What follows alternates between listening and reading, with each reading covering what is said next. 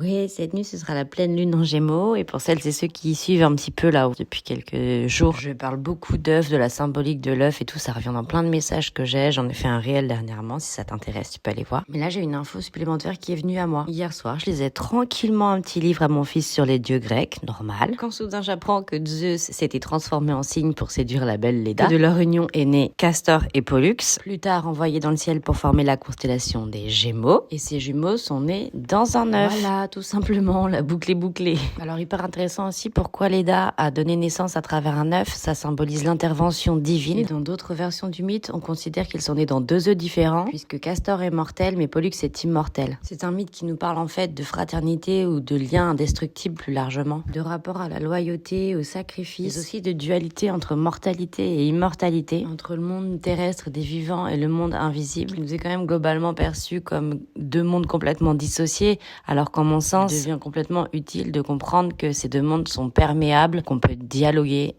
échanger, s'entraider, comme dans un rapport fraternel. Voilà, bisous.